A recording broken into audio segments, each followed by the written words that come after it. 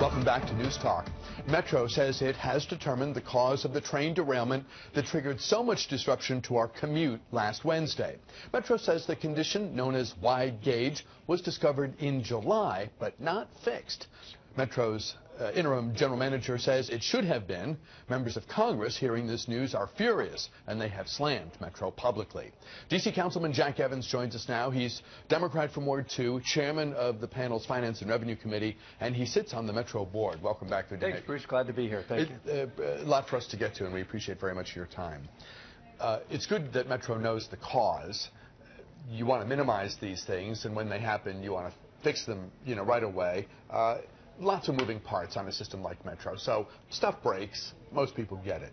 But this is not the sort of thing that is going to sit well with most riders, with members of Congress who are furious, and I doubt it sits well with you. No, it doesn't sit well with me at all as a new board member. I am furious with Metro.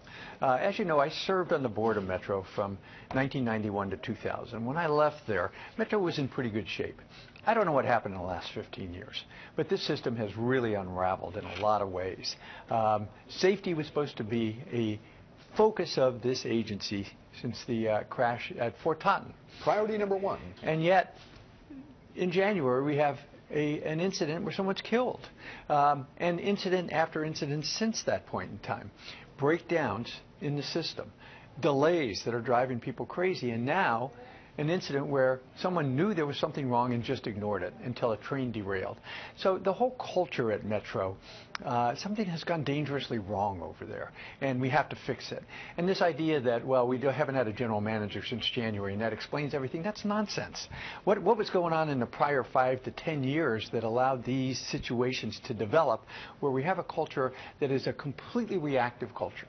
We react to things. We are not prospective in anything we do over there, and that has got to change.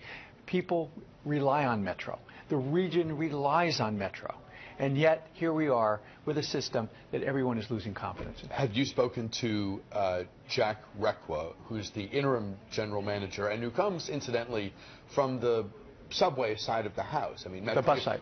Oh, he does. Yeah, he's from the bus side. Thank you. So, have you had a chance to speak with him since we all learned that about this wide gauge problem in the tunnel that led to the early morning derailment? Thankfully, if it was a very early morning car that had no passengers, I guess it was either doing a test run prior to the beginning of service, or it was positioning for service to begin. In any event, no passengers were on board. That's the good thing. What happened to the region, and not just train users, but everyone who had somewhere to go that morning, Wednesday morning, was caught up in this. Yes. Have you had a chance to speak with him, and what does he say? How did they not get on this the minute it was known? Well, I talked to Jack at 3 o'clock yesterday, before the 4 o'clock press conference, and he relayed all this information to me that we had known about it. I don't know that Jack knew about it, but the staff knew about it, and somehow it didn't get to him. Jack is a very responsible guy. If he had known about it, I'm sure he would have got out there and fixed it, and has ordered an immediate review of all the tracks to find, is this situation exist anywhere else. And I'm meeting with him and the CFO today again, so I'll have further opportunity to delve into this. But I go back to my point. Metro has got to be proactive. It's the idea that came up at the board meeting, a public board meeting 3 months ago, where I kept saying to the staff, who was all there, I get complaints constantly about signage not working. And the garbled system on the subway. I mean, how could that still be the case 15 years after I left? You get on the subway and it's garbled. And there's this kind of complacency, like, yeah, God, it's unbelievable that's still going on, but you're supposed to fix it. And then just last week we had this same conversation again about these things that are wrong in Metro. There doesn't seem to, I told the story, and you'd appreciate this, about a mayor, and I think it was Mayor Daley, who came into work one day and said, on the way into work, I saw a broken down, abandoned vehicle, and I want you to get it. And the staff went out and found 90 of them because he didn't know where it was. So I hope we got the right one. That's what I want Metro to do. Go out and find out what's wrong with this and fix it. Don't wait for somebody to come to us. Phone lines open as we talk with D.C. Councilman and Metro Board member Jack Evans. If you have a question or comment for him and you're watching in the 10 o'clock hour, I hope you will join the conversation. We'll go to the phones as your calls come in. Our number here, as always, 703-387-1020. Grab an open line while we have one. I would love to get your questions, comments, comments and suggestions for Councilman Evans. Again, 703-387-1020 is our number. We'll go to the phones as your calls come in. Where do things stand on the search for a new general manager? We're aggressively trying to find one. And again, we're all in agreement on the board, even though the paper says we're not, that we want the best person. It's like the best person for the position. Someone who could come in who understands how to run an organization, how to fix the finances, which are still in trouble, how to fix the rail system, how to fix the bus system, and run an organization. But more than all of that is to instill in our staff, in our employees, a zealotness to get this system working and be a top-notch system. I think there's a morale problem. I think there are a lot of problems over there that new leadership can help. But finding someone for that position is a challenge. I mean, we've put out getting applications, reaching out to certain people. So hopefully we'll get this thing done.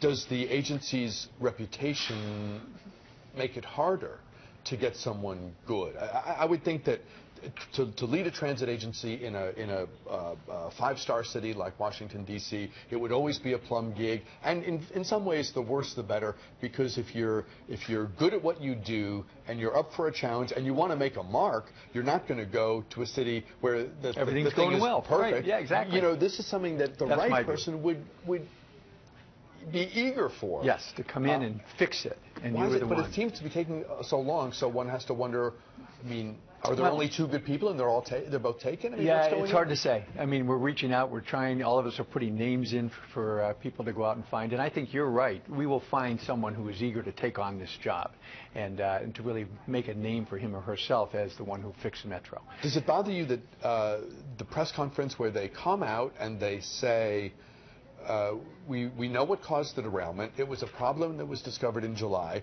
We didn't fix it.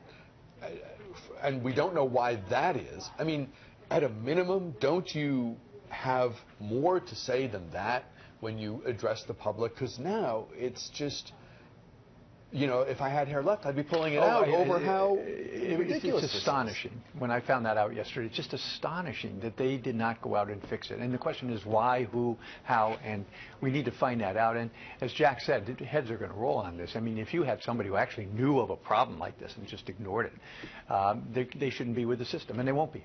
And we need to really start enforcing that type of discipline. What do you, given the obvious and often stated importance that Metro plays in the region, and we read interesting developments in the corporate real estate world where companies like Marriott that have these isolated places are really eager to be closer to Metro, Absolutely. if not in the city, yeah. then or Bethesda, Arlington, New Carrollton, whatever. Yeah. They want to be close to Metro because their employees, particularly the younger ones, wanted that Metro access, and yet we're being let down on a continual basis, maybe not so much by Metro Bus, but by Metro Rail. Mm-hmm. What are you hearing from the business community? I don't think it's really affected those decisions, because I really believe, and I believe this myself. But in terms of day-to-day? Yeah. Day-to-day, people are frustrated because of the delays. I mean, the businesses are frustrated, employees getting on the system, don't know if they're going to get to work on time.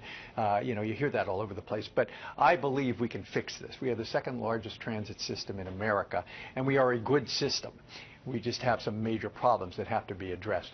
I don't want to sound Pollyannish, but I have to say probably 90% of the time, people using the system get to where they're going on time and it works. It's that 10% that really is causing the problems. But it's inexcusable that we have that 10%. We'll take a break here. We'll continue our conversation for most of you with D.C. Councilman and Metro Board member Jack Evans straight ahead. If you're on hold now, please stay there. We will get to your call, and if you'd like to grab an open line, we will. As always, those of you watching After Dark can pick up part 2 of our conversation online. As always, our blog has great video, news8newstalk.com. A break, back with more after this.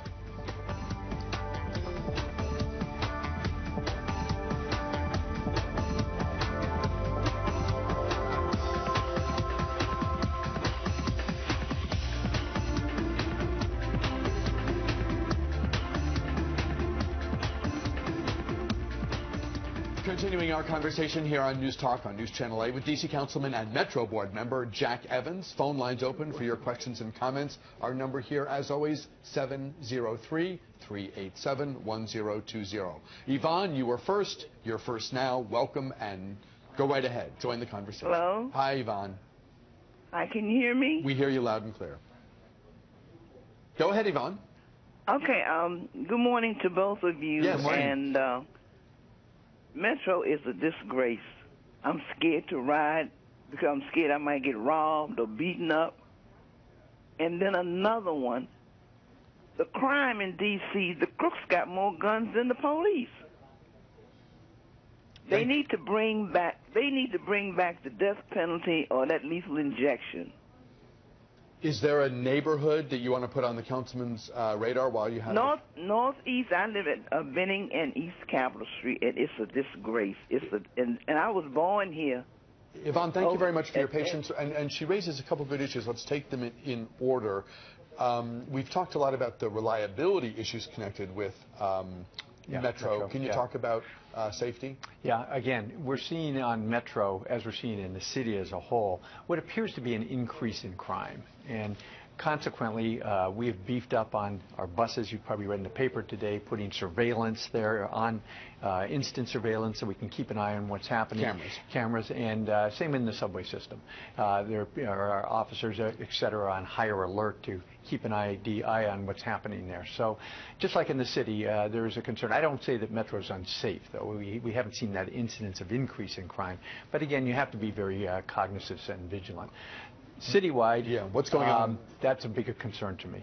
I was here, as you were, back in the late 80s, early 90s, and I was on the council in 91 when the crack cocaine epidemic hit the city.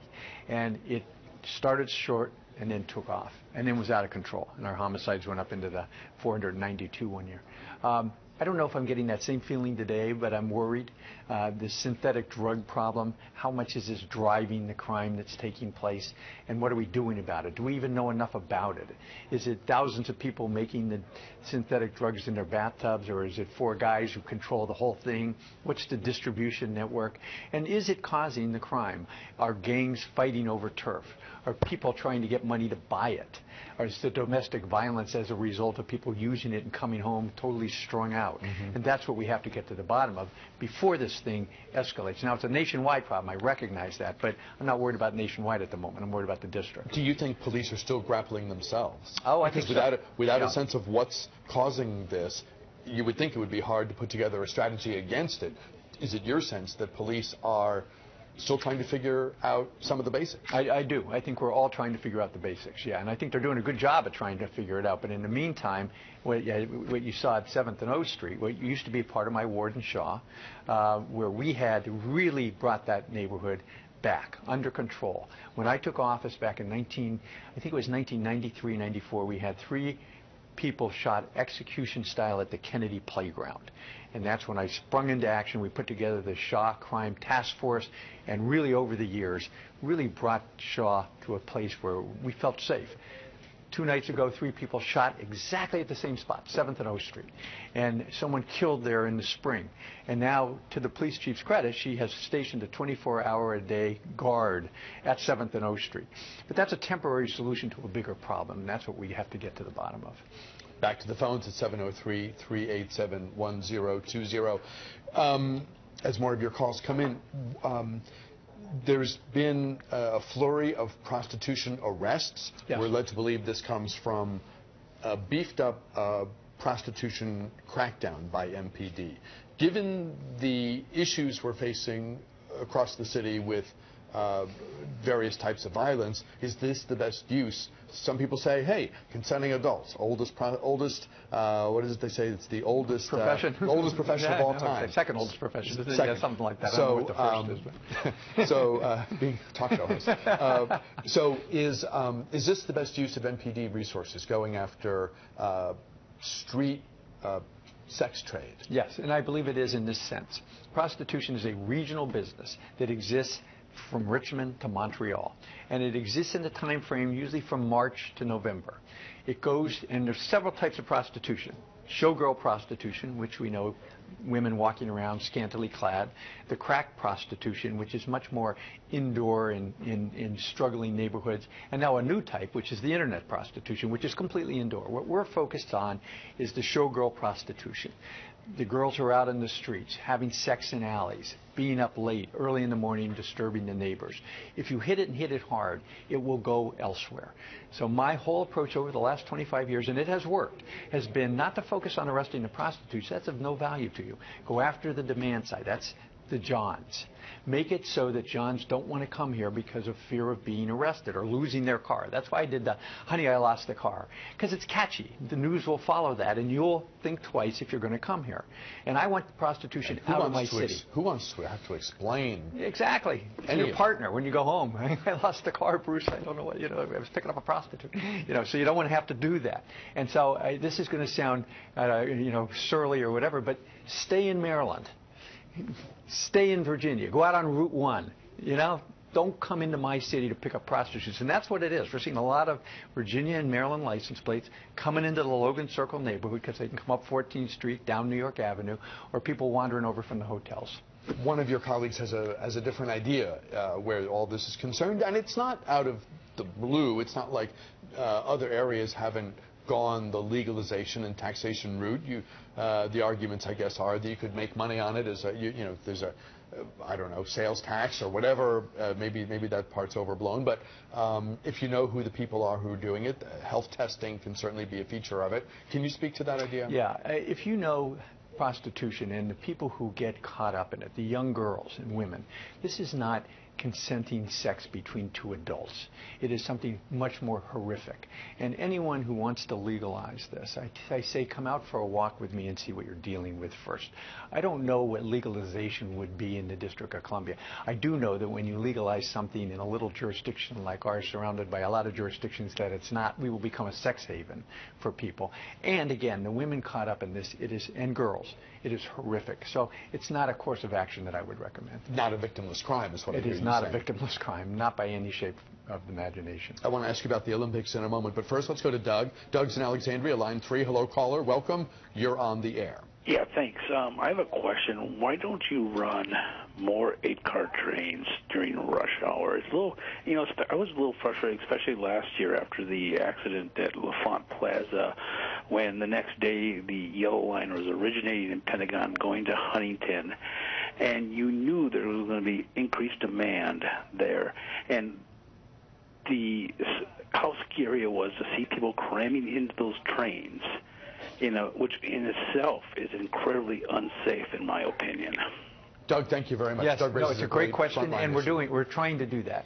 It's a capacity issue, number one. We don't have enough trains. Now, we are buying now the new 7000 series cars, and the whole goal of buying them is to either replace the 1000 series, which are old and somewhat, not as safe as they could be, and to have the 8-car trains. And so the faster we can get these, the more we can get them in service, the more we can do the 8-car trains. But not to go on and bore you on this, when you start running all 8-car trains, you have a situation where you need to upgrade the power source.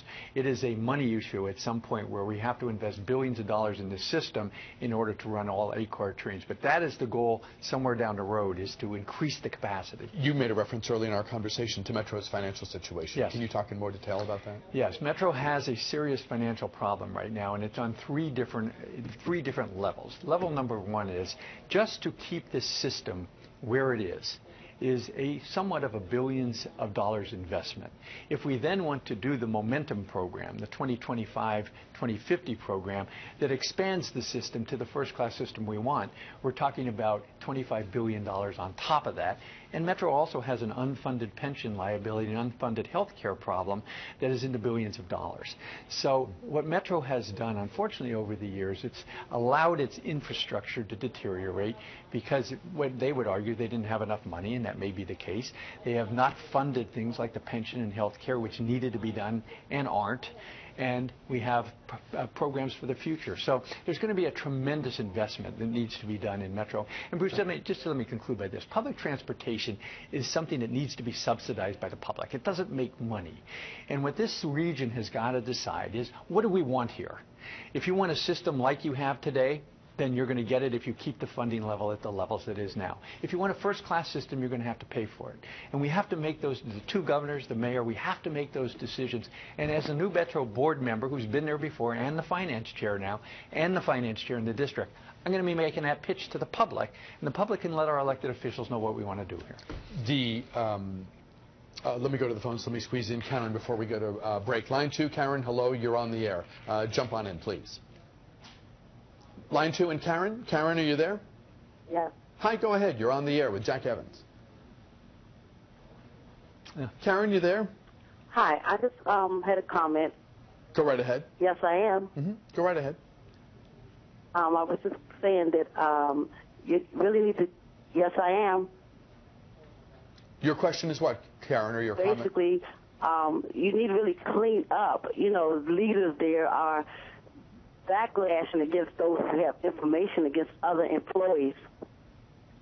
Is there an issue within Metro? Thank you. Is there an issue within Metro that you're aware of when it comes to people on the front lines, know of problems, know of issues, know of concerns, their ability to communicate them up the chain of command and see progress without getting retribution? Yeah, and I think that's something we're looking into, because I've heard that. Because one of my questions is, why don't people who are involved in Metro, our employees, report these problems back? And so, well, they're afraid of being retaliated against. Whether that's true or not, I have no idea. But it's a part of what the board is doing now to get to the bottom of that issue. And one final thing I want to say, Bruce, as the Metro board member from the district, what I'm going to be doing starting in the fall, starting in Ward 1 in September, is holding ward meetings on Metro alone, so that every ward I will go to with the board members from the district and hear from the customers what's our problems. I don't think we do enough of that at Metro, is to reach out and hear from people, because they're the best source of information. People are in the system using every day. Every day. You mentioned at the outset that the board is more together as it relates to the general manager search than what we hear on the news or read in the paper. Yes. Can you say now that we will definitely have a general manager by some date certain in the future? Are you willing to say that? Well, I can't say for some date certain, because I hate to put something out there and miss it. But our goal is this fall, whatever fall means, October, November, to have a general manager on board. I think it's critical. Sorry. Stand by. We'll take a break here. We'll wrap up our conversation with Councilman Metro Board Member Jack Evans. More of your calls after the break. Keep it here. 13 before the hour. Thanks for staying with us as we talk this Thursday with Jack Evans. He's a member of the D.C. Council, Democrat from Ward 2, chairs the Finance and Revenue Committee. He sits on the Metro Board. We've been taking your calls and will continue to do so for the next several moments. So it's not too late for you to join the conversation with whatever issue you wish to raise. For those of you watching 10 o'clock hour, we can take your calls, and we'll do so at 703-387-1020. The last time you and I talked, Boston dramatically had dropped out of its pursuit of the 2024 Olympic Games, having won the American competition, having become the USOC's choice to go into the global competition. Boston, the mayor, understandably, I think, saying, I'm not going to sign a blank check. I'm not going to sign this letter of commitment that puts us on the hook for costs that we don't know what they are. Therefore, the whole cost-benefit ratio could go out the window if things go south. So now the question is, will the U.S. have a city? And they've gone back to the three non-winners, I don't want to say losers, but Los Angeles, San Francisco, D.C. Has anything happened in the time since you and I last talked to suggest that D.C. is back in the running? Are we back in the mix? Has the USOC come to us? Yes. The answer to the last question is USOC reached out to Ted Leonsis and Russ Ramsey, the two individuals who were heading up the Olympics, and asked us to resubmit our bid, so to speak, with Los Angeles and San Francisco. I had talked with Russ, Ted, the mayor. We've all talked about this, and our view is the following, and I think you've heard this before. If the U.S. Olympic team wants the District of Columbia, we're in. We'll do it. But we're not going to compete against Los Angeles and San Francisco. I felt, and I'll speak personally so I don't involve others, that the whole process last time was a sham. That the USOC, for whatever reason, wasn't going to pick Washington. They picked the worst of, in my opinion, of the four cities and ended up with egg on their face. Again, I'm not going to get into a competition. We've heard these anecdotal rumors that there are members of the USOC board who will never choose Washington, D.C. Somebody who wanted to compete in the 1980 Olympics in Moscow, and it was canceled by President Carter, and they Well, hold that a all grudge, you know, and it's like, I don't know if any of this is true. But all I know is I'm not competing in something unless I know it's a fair system. I don't believe it's fair. So again, if they want to come to us, we're in. It's going to be tough, though, even for the U.S. city, because you have Paris and Hamburg and Rome. And I think Paris, 100-year anniversary, it's going to be hard to beat Paris. It strikes me that the region, and it's a regional bid, Yeah. if it's been a regional bid, that we have a good infrastructure in terms of stadiums, facilities. What we would need would be the Olympic Village, the housing. Surely, anything that gets built in the housing realm is built with an eye toward its use after the games, preferably for people who are struggling to find a good, affordable place. Absolutely. Now, that's got to be it, right? Yep, absolutely. And what we would have, what the plan was, is take RFK Stadium, tear it down, put the Olympic Stadium, which would then be the football stadium in the future, and put the Olympic Village, where Reservation 13 or whatever they're calling it these days is now. There's nothing there. Build the housing for the Olympic Village, and then it becomes affordable housing afterwards. We had a great plan. We had a plan that not only financially made sense, but unlike many cities, everything we built had a use afterwards. Is the Boston is the takeaway from the Boston situation that there has to be more buy-in from the public? The D.C. one, to be frank, felt to me like 10 suits, 10 wealthy people got in a room, decided we're doing it, and the rest of the region's just like along for the ride. Shouldn't there be public buy-in along the way first, arguably, as opposed to just kind of dismiss the public? Because it was public concern in the end that bit the thing in the butt. Oh, yeah, without a doubt. And see, Boston ran into the problem because they had this huge group organized against them. It's a chicken and egg situation, Bruce, and I've dealt with this so many times, a little bit on a smaller scale than the Olympics, but take the baseball stadium. Trying to get public buy-in to the baseball stadium was impossible because the people against will always be the loudest, and the people for don't show up. Now, had we listened to the naysayers on the baseball stadium, we wouldn't have built it. I wouldn't have built the convention center. I wouldn't have built the Verizon Center. And yet, having done it, when you look back, everybody was for it. So with the Olympics, I think you have a little bit of the same thing. You got to get it started, get it out there. You will always have your naysayers, but then you have to just push it through. Can I ask you a curveball with only 30 seconds left? Sure. Colby King says it's time for prosecutors to move on Vince Gray or let it go. Is he right? Absolutely right. I mean, what they have done to poor Vince Gray is outrageous. Whatever Vince did or didn't do, to string him out for 5 years and to keep stringing him out, and with the prospect that this whole thing may run into a statute of limitations and end, and Vince has no idea what's going to happen to him, is atrocious. I think Vinnie Cohn, who's over there now, needs to act immediately. If he ends up leaving or whatever happens and nothing happens, I think Vince Gray gets the medal for the worst situation ever. I mean, and I like Vince a lot, and he's just gotten screwed. A great conversation as always. We'll see you next time. Okay, thanks for your summer. Jack Evans here on News Talk. A break, back with a program note after this.